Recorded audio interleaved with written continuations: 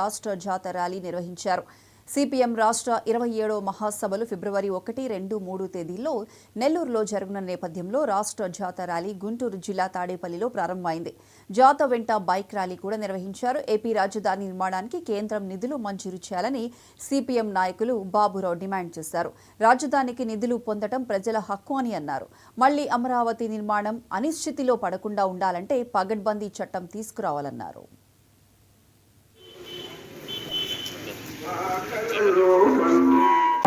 మేఘా అమరావతి గారు సాధిస్తాం అమరావతి గారి ఆశయాల్లో అమరవీరులకు రాజధాని ప్రాంత ప్రజలకు ఇచ్చిన హామీలని చట్టబద్ధమైన హామీలని గవర్నమెంట్ నెరవేర్చాలి. ఇప్పటిదాకా ఇంకెన్నో నెరవేరట్లేదు. అసైన్డ్ భూములకి సమాన ప్యాకేజీ కానీ, ఉచిత విద్యా వైద్యం కానీ, పెన్షన్ అందరికీ, ఇళ్ళు పట్టాలు, ఇటువంటివన్నీ సమస్యలు ఈరోజు కూడా పెండింగ్ లో ఉన్నాయి. వీటి మీద కూడా కేంద్రం మీద మేము నిలదీస్తున్నాం.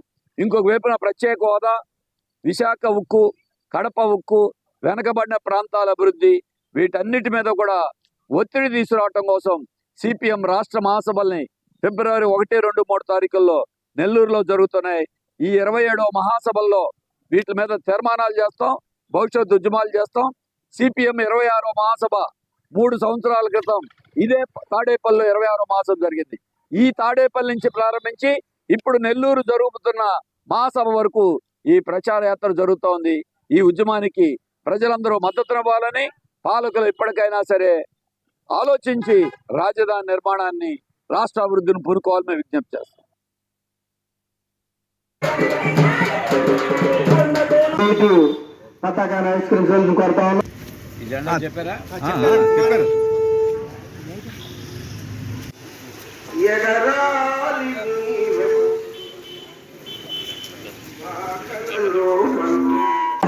మేఘా అమరావతి గారు సాధిస్తాం అమరావతి గారి ఆశయాల్లో అమరవీరులకు. జోహార్ కామ్రేడ్ బండారు ముత్యాల గారు సాధిస్తాం ముత్యాల